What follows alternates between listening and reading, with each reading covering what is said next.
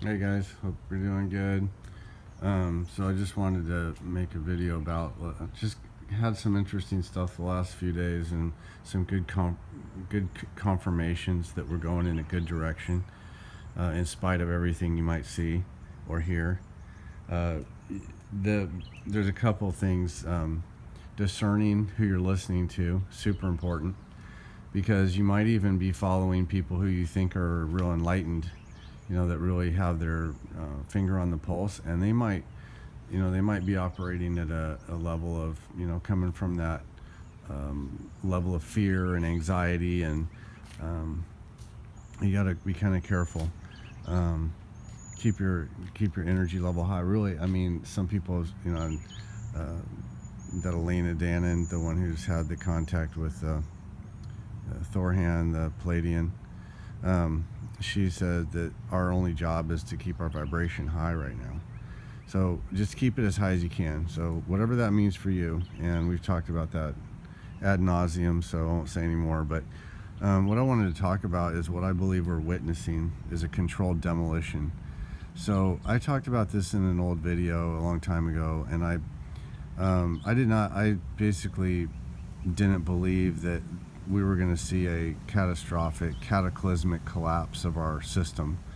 And I believe that it's back then I didn't have the information I have now, although I feel like I still knew. I just felt in my heart that things were not going to go as badly as what a lot of these. Remember back in I don't remember when it was. Maybe back in the early 2000s. That time when everybody's talking about, basically like an apocalypse, and you had all these doomsday preppers and all that kind of stuff. And I'm not saying prepping is wrong. Obviously, the preppers did very well during COVID, but just there was a lot of fear around it. A lot of fear around, oh, everything's going to collapse, and oh, we're going to have, and there's just one thing after another. It's going to be asteroid. It's going to be, global warming. It's going to melt the polar. We're going to have a continent shift. We're going to have, the poles are going to switch places, and I mean, there was just all kinds of stuff out there, and so basically, what I was talking about in my other video is that, I don't believe it's going to be a cataclysm. So if you look at past civilizations and things like that, I mean, we really just have very little evidence of their civilization because something big happened. For example, if you look at megalithic stuff, I follow Brian Forrester, and he's really good. He goes all over the world, and he leads tours and things in different countries and looks at megalithic sites. And he distinguishes between, what we have that was built hundreds of years ago on top of the megalith, but yet was credited, the whole site was credited to these people who basically came along and just they just added on to what was already there.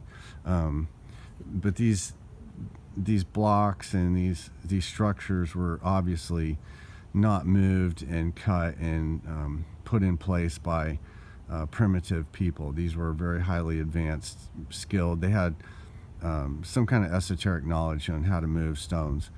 And I mean, that's pretty obvious if you've looked at anything to do with ancient Egypt or these megalithic sites.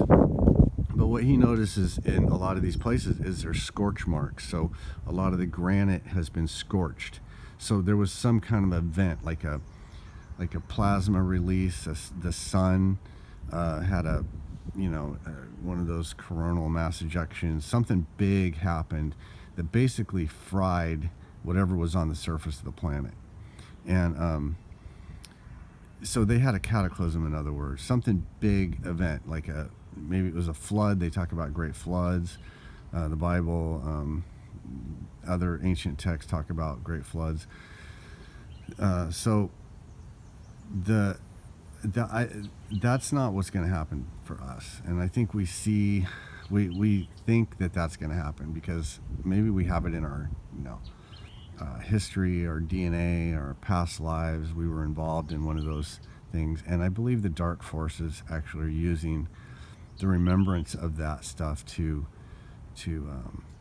steer people in the direction of fear, and it's a control. It's been they're using it as as a means of control.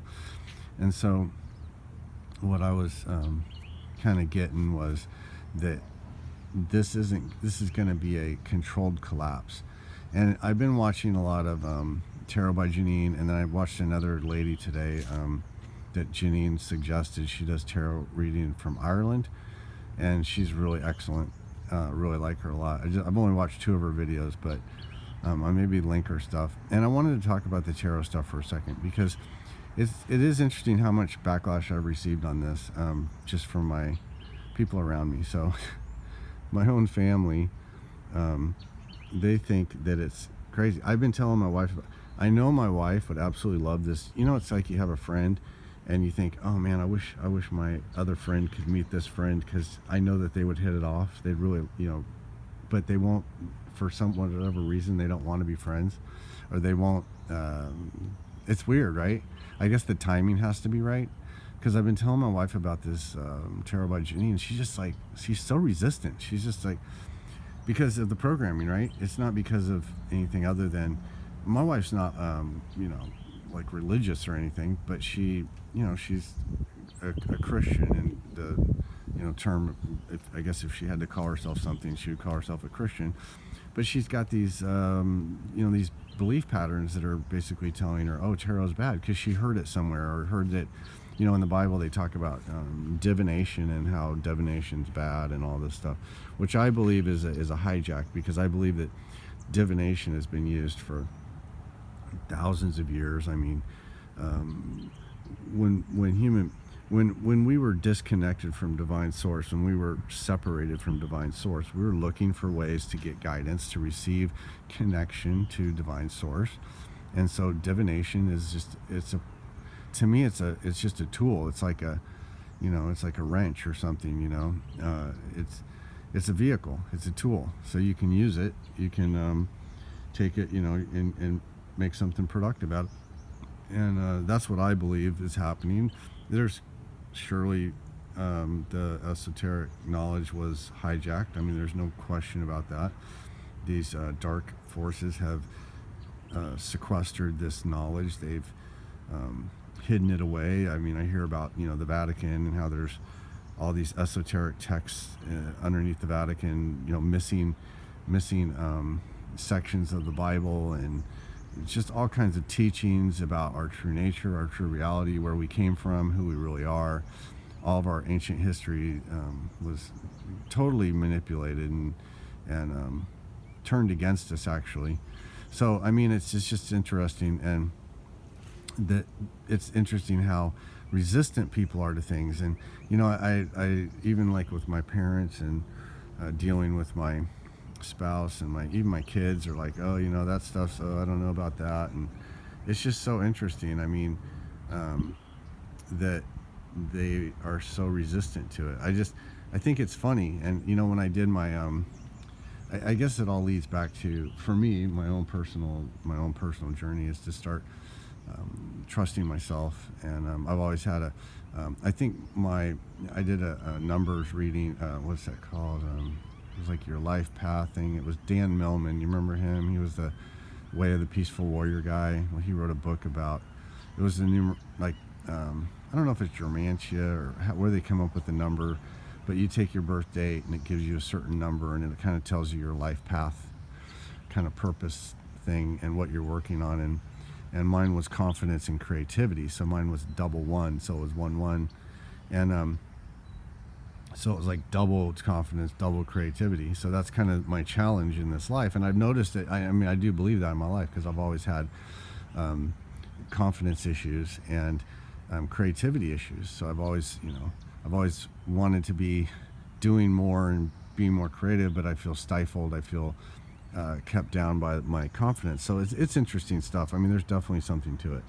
But so, I mean, this stuff, it is relevant, and it can be useful, in the right hands, and it's actually going to come back. And I think that the tarot is going to make a big, it's going to make a big comeback. I'm really amazed at how this this information coming from Janine, and then today I listened to this other lady, and just how practical and relevant it is. And this lady today did a reading on Trump, and is Trump a good guy, I think is the title of it. But she basically was asking if Trump won the election, and yes, of course we all know that anyway, but she just asked the cards, and the cards were like, oh yeah, most definitely.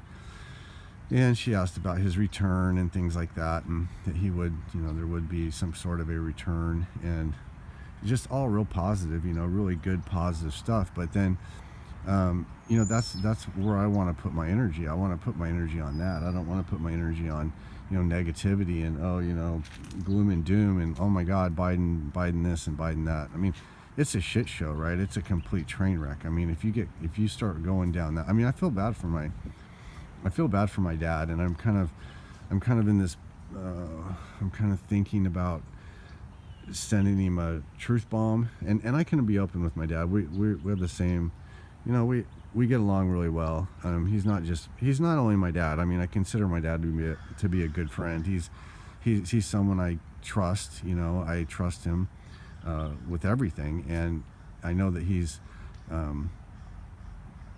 pretty open-minded. My dad was pretty into like he was a runner when he was younger, and he got into like really clean eating way before it was way back in the day. I mean, way ahead. Got into really clean eating, and so he's always kind of been a free-thinking person in that way. And he supported me when I had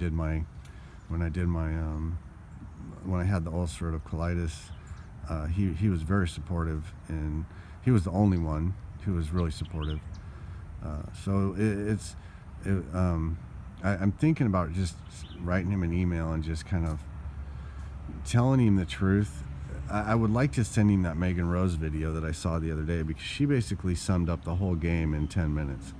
And if you haven't seen that, just put in Megan Rose Medium, and I might watch that again. I would like to send him that, but I just don't know. It's hard to know what to. And the only reason, and this is the only reason, is just because I don't want him to suffer. And there's a lot of people suffering right now. They've got bits and pieces, but they don't have the bigger picture, and they don't understand that this is necessary, and they're just sitting there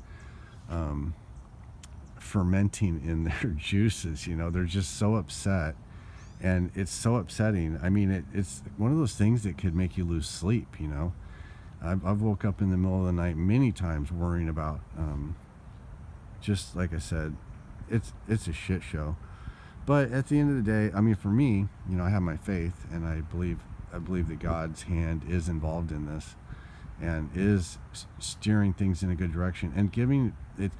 Basically, there's a level of compassion that we don't understand in operation, and this compassion is going to unroll things slowly and easily. We're not going to be destroyed. We're not going to have a cataclysm.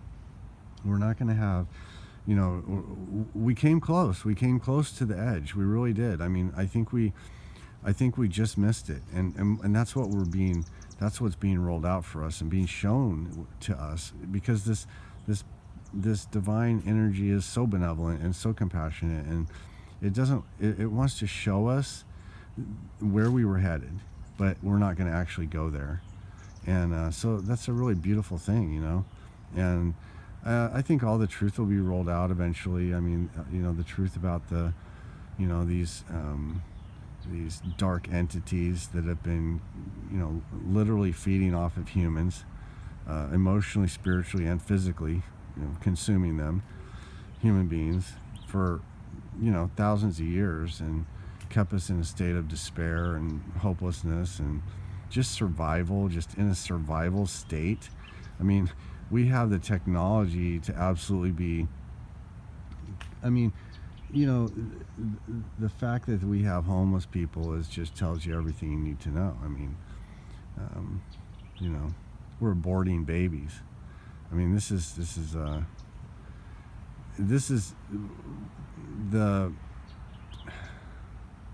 when the light shines on these things and people really see them for what they are, they're going to feel a lot of remorse, a lot of remorse.